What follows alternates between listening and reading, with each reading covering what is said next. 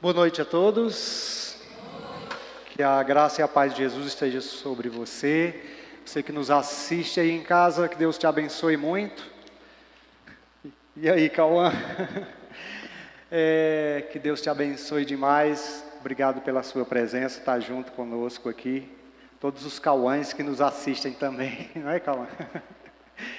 Glória a Deus, glória a Deus. Eu queria pedir mais uma vez para a gente orar, queria que você baixasse sua cabeça para a gente entregar esse momento ao Senhor e que Ele possa usar a mim para falar com você hoje.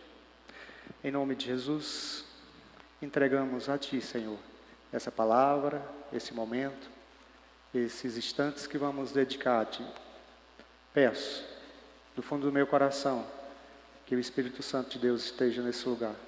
Que Ele use a minha vida, que Ele use essa palavra, que é a Tua palavra viva, para falar a nós, para nos ensinar, para nos fazer sair daqui mais e mais cheios de Ti. Em nome de Jesus. Amém. Glória a Deus. Aleluia. Aleluia. Hoje nós vamos falar, eu vou regular meu tom aqui, Cadu. Hoje nós vamos falar de coisas maravilhosas do nosso Deus. O tema da palavra: cresçam em tudo naquele que é a cabeça. Cresçam em tudo naquele que é a cabeça, Jesus Cristo. Jesus Cristo. Jesus Cristo é a nossa cabeça. E para que nós possamos iniciar nosso diálogo, nossa reflexão na palavra de Deus, eu queria que vocês estivessem lendo a referência principal, que está lá no livro de Efésios, carta de Paulo aos Efésios, capítulo 4, verso 15 ao 16. Deve projetar aí para vocês, aqueles que não estão em condições de ler aí na sua Bíblia física ou eletrônica, podem ler ali pela tela. E você que nos assiste, vai aparecer aí para você também. Então, carta de Paulo aos Efésios, capítulo 4, versos 15 ao 16. Diz assim: pelo contrário, falando a verdade com espírito de amor, cresçamos em tudo, até alcançarmos a altura espiritual de Cristo, que é a cabeça. É Ele quem faz com que o corpo todo fique bem ajustado e todas as partes fiquem ligadas entre si por meio da união de todas elas. E assim, cada parte funciona bem e o corpo todo cresce e se desenvolve por meio do amor. Palavra do nosso Deus, palavra viva. Glória a Deus por isso. Nosso Jesus é a cabeça, nós somos o corpo. Mas antes que a gente vá e esmiúce um pouco mais dentro desses versículos, disso que a gente acabou de ler, eu queria contextualizar rapidamente com vocês que nos assistem, com vocês aqui no templo. Qual era o contexto do apóstolo Paulo dentro daquela situação no qual ele escreveu essa carta? Para quem ele escreveu essa carta? Do que ele queria falar? O que ele queria ensinar com essa carta? No final da segunda viagem missionária de Paulo, lá em Atos 15, 36, o 18, 19 e 22, relata sobre isso. Ele passou alguns dias na cidade de Éfeso. Na terceira viagem missionária, ele ficou morando lá por aproximadamente 3 anos. Atos 19, 1, 21 também nos fala sobre isso. Éfeso era a capital da província romana da Ásia.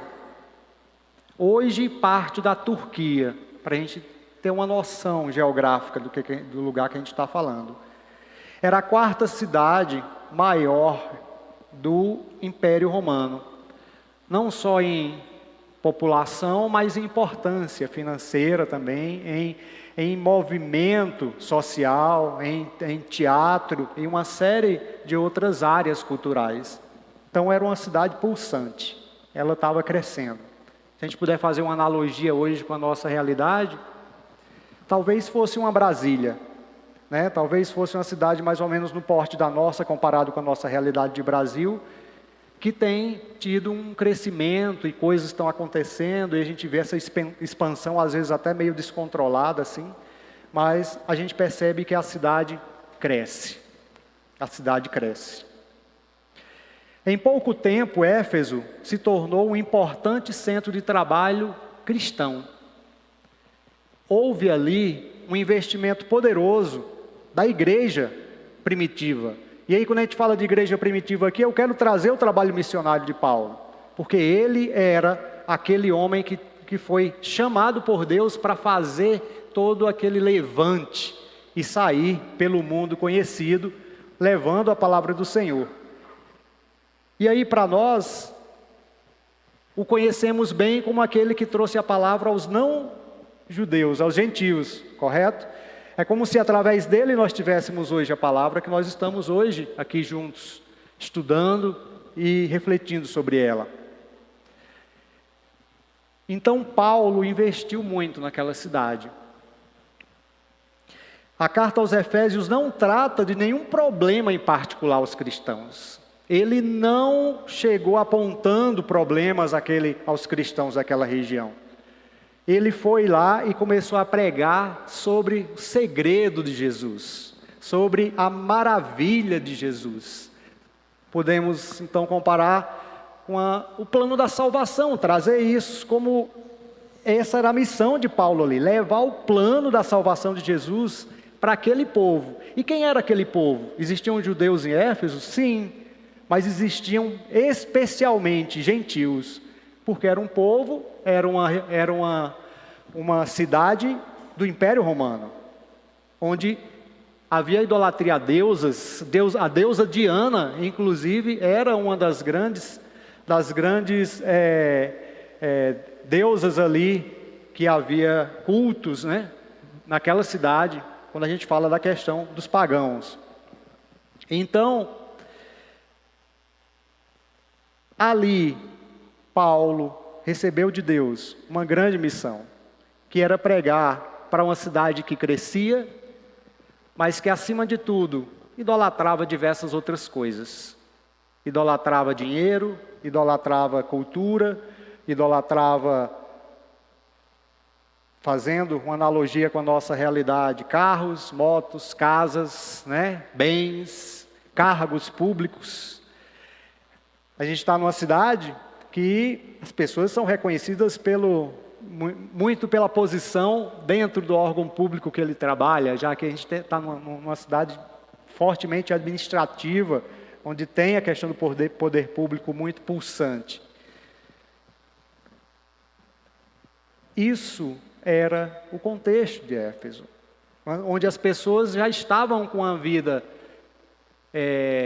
havia uma prosperidade, havia um crescimento, mas Deus era distante. E o Deus verdadeiro, então, esse não era o centro daquele lugar.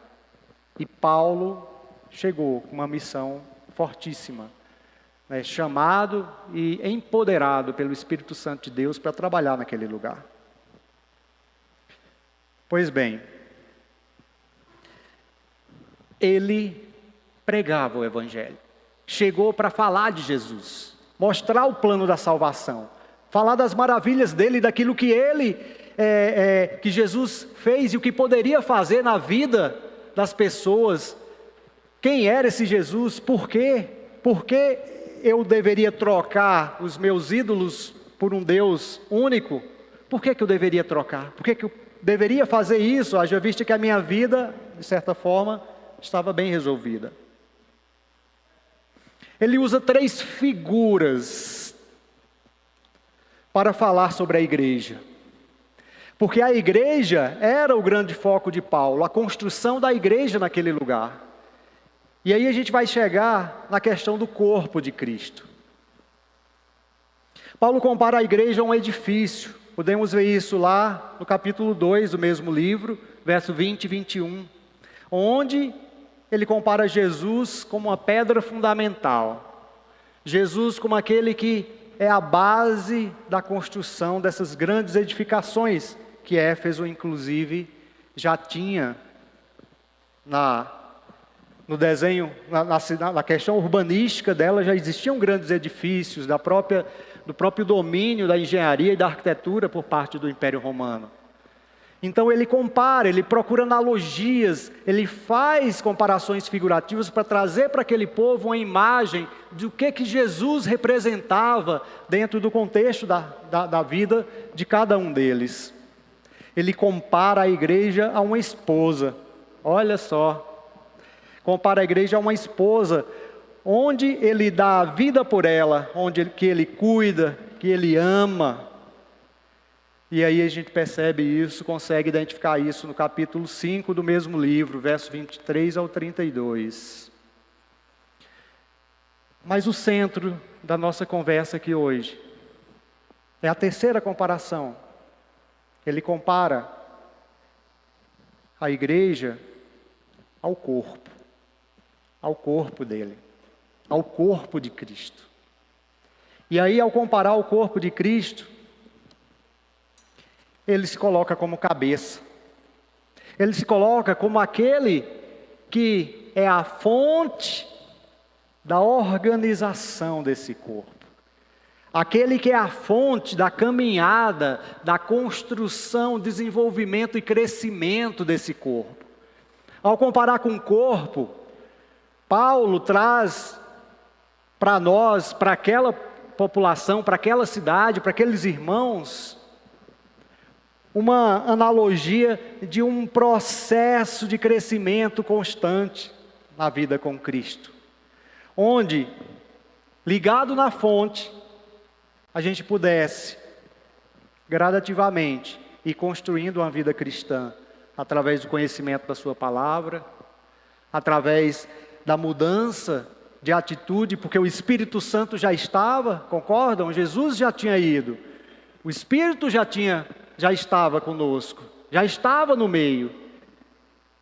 E aí, essa presença de Jesus, essa presença do Espírito de Deus, ela torna-se elemento, guia orientativo e poderoso para a transformação da vida daquelas pessoas e da minha e da sua vida. A vida cristã, nós sabemos, a gente conhece a Jesus naqueles primeiros momentos, né? Aqueles primeiros meses de conversão é uma coisa extraordinária. Eu lembro quando eu comecei a ter as primeiras experiências com Jesus, com Deus, quando eu o reconheci realmente, eu lembro que eu fui batizado numa piscininha que tinha atrás do púlpito da igreja que nós frequentávamos, era a igreja batista do Manaíra, era a Batistinha de Manaíra, eu já até comentei aqui isso com vocês em outros momentos. Era uma igrejinha de madeira, mas a única coisa que tinha de alvenaria era uma piscininha que tinha assim atrás. E eu lembro do momento em que o pastor João, olha que coincidência, né, também, pastor João nos batizou, me batizou. E tu foi batizada comigo também, né, mocinha? Ela já era batizada, mas foi lá comigo, junta. Eu lembro dos meus primeiros anos, dos meus primeiros meses. Era uma coisa poderosa, uma enxurrada de acontecimentos, experiências, sabe? Coisas que você, cara, é Deus.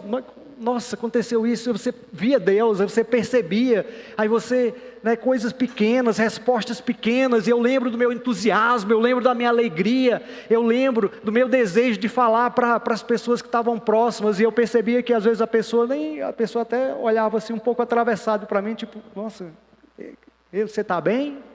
Né? Você está tão empolgado, você está... E eu falava, rapaz, mas tu não sabe o que é que eu estou... Tu não tem ideia do que está acontecendo, é real. Só que a vida com Cristo foi prosseguindo. E aí, mudamos para Brasília, milhões de desafios, milhões de coisas, problemas. situações. E eu comecei, de certa forma, até a duvidar um pouco do tipo, nossa, será que foi real mesmo? Será que aquela experiência sobrenatural, né, aquela coisa, aquela presença, será que não foi coisa da minha cabeça? E aí, de tempos em tempos, vinha um homem de Deus, uma mulher de Deus, um culto, uma pregação, um louvor, uma palavra, uma mensagem. E aí, vinha uma resposta curta, rápida, que me fazia chorar. Porque eu via Deus claramente falando para mim. Tipo assim, filho, estou contigo. Fica firme. Faz parte do processo de construção do corpo de Cristo.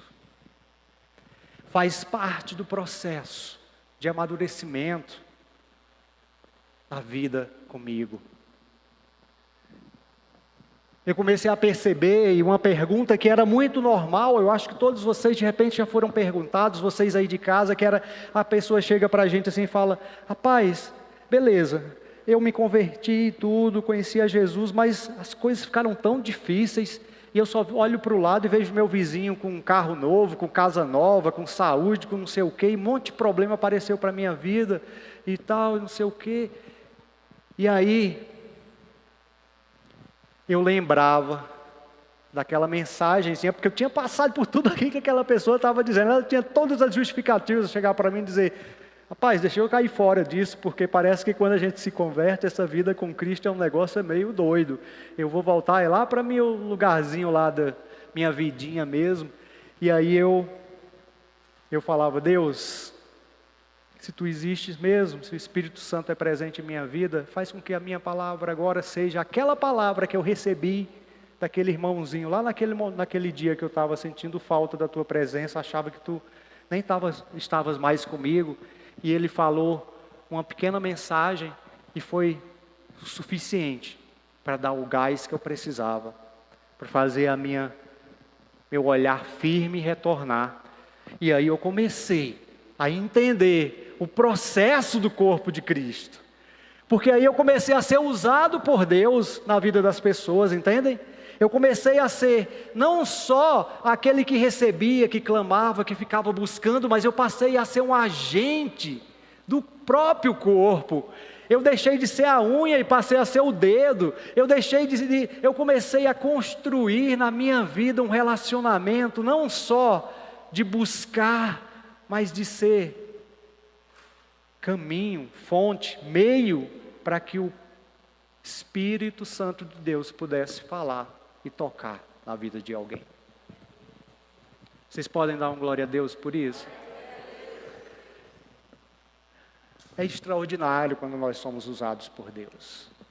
É maravilhoso quando a gente recebe de Deus, mas quando nós somos usados por Deus, é extraordinário. É extraordinário. Quantas vezes eu não chorei atrás dos meus próprios objetivos. Fui lá em oração, chorei, clamei a Deus, mas eu perdi a conta de quantas vezes eu chorei de gratidão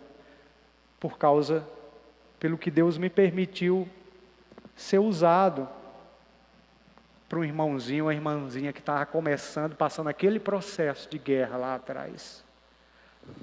Olha só, galera. Eu fui abusado sexualmente quando eu era criança. Tenho algumas lembranças. E na minha vida adulta de conversão, eu fui passei altas crises na minha cabeça, lembrando de coisas e tal. Só que Deus Ele ia mostrando o caminho da cura. Vocês compreendem o que eu estou dizendo? Caminho da cura da nossa mente, Ele ia mostrando gradativamente. Ele ia falar, olha, fala com a sua mãe, isso que você está na sua cabeça, isso não aconteceu. Foi algo que criou-se aí uma lembrança que se conectou com outro, e você pensa que isso aconteceu. E eu lembro num dia a minha preparação para falar com a minha mãe. Pessoal, minha mãe é do interior da Paraíba, é uma senhorinha de Hoje, 81 anos. Imagina eu chegar para ela e falar: mãe, aquela pessoa, naquele dia, em tal situação, eu lembro que a senhora chegou no ambiente, a senhora viu alguma coisa, ela fazendo alguma coisa comigo e tal. Vocês não têm ideia da minha preparação, do que eu precisei buscar, chorar em Deus, para fazer essa pergunta para minha mãe. Porque eu morria de vergonha. Isso era algo muito vergonhoso para mim.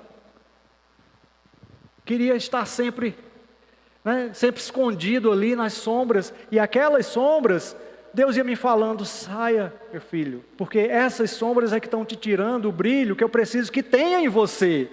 Porque o meu corpo precisa brilhar. Vocês precisam tomar os lugares altos desse mundo, porque é através da honra e da glória que eu vou te dar, através do meu nome, que meu nome será glorificado. E aí você vai entender que não é pela tua força, mas é porque pela minha força, pela minha presença na tua vida. Então, essa presença de Deus, do Espírito Santo na nossa vida, é o que nos faz sair das últimas cadeiras e sentar nas primeiras. Não é sentar nas primeiras para aparecer, entendem o que eu estou dizendo? É sentar nas primeiras para que a glória de Deus apareça, para que o nome dele seja exaltado, para que o mundo veja que Jesus é esse, que igreja é essa. Esse corpo é o corpo de Cristo, é Ele materializado aqui no nosso meio. Ele está vivo, mas as pessoas não veem, nós não vemos. Mas é através de você, a sua vida, que as pessoas veem. É você que as pessoas veem, somos nós. Então, uma igreja linda, uma igreja pulsante, alegre, cheia de graça. Por quê? É para a gente aparecer e ser o melhor? Não. É para que o nome dele seja glorificado.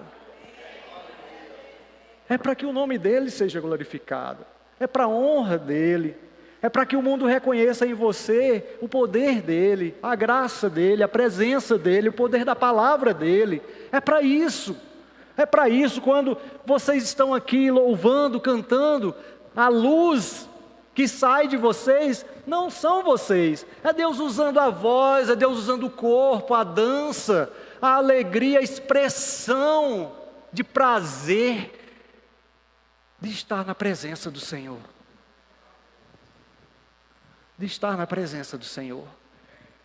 Nós precisamos, em nome de Jesus, nos alegrar e expressar esse Deus. Nós precisamos ser realmente essa luz, realmente esse sal. É uma necessidade. É gritante, há uma pressa nesse processo, porque o mundo tem ficado, eu não preciso detalhar para vocês, cada vez mais louco,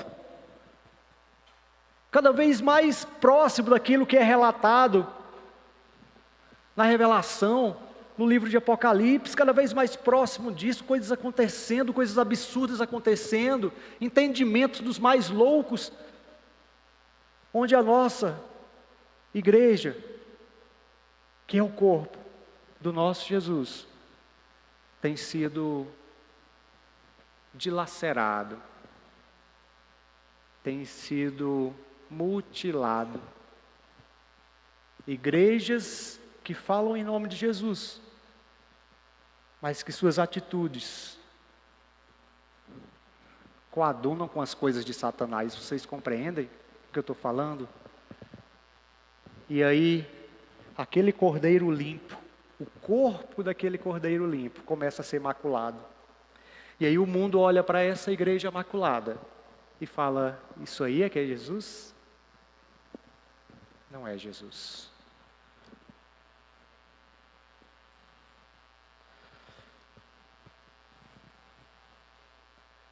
Nós somos o corpo. Você é o corpo.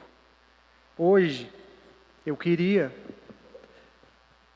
concluir a nossa palavra pedindo ao Senhor intercedendo por nós, igreja, para que Ele derramasse uma unção de alegria sobre nós, sabe? Uma unção de entusiasmo, uma unção de regozijo, prazer em servir.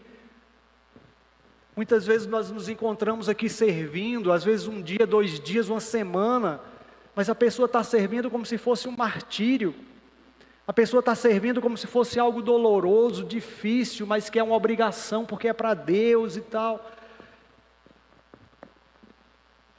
A gente precisa parar? Claro que não.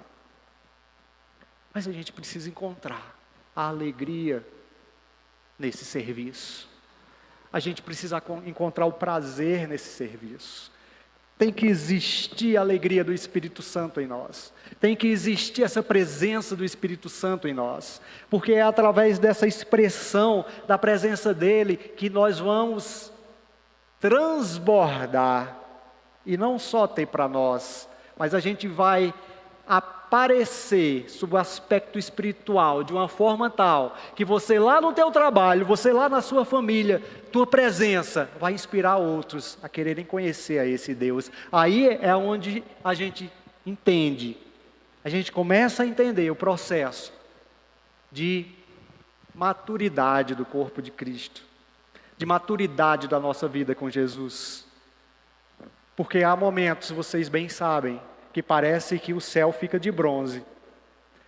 A gente ora e busca e coisas não acontecem, está aquele marasmo, e você com algumas dificuldades e aquela coisa e tal. Mas, como um detalhe, Deus vai lá e solta uma mensagem, quando chega no teu limite, tipo assim, não dá mais, vou abrir mão, vou viver outras coisas e tal. Aí o Senhor vai lá e fala: filho, eu estou contigo. Calma. Faz parte do processo do homem e da mulher de Deus que eu quero construir em você. Faz parte do processo das bênçãos que eu quero derramar sobre você. Porque se hoje eu der essas bênçãos sem a sua maturidade, é provável que você as lance fora. É semelhante àquelas sementes que são lançadas lá, naquela parábola que Jesus fala, que cai na terra, que cai no lugar com espinhos e tal. Quando Jesus só vai colocar coisas preciosas nas nossas mãos, quando nós estivermos amadurecidos, para não jogar essas preciosidades dele ao léu.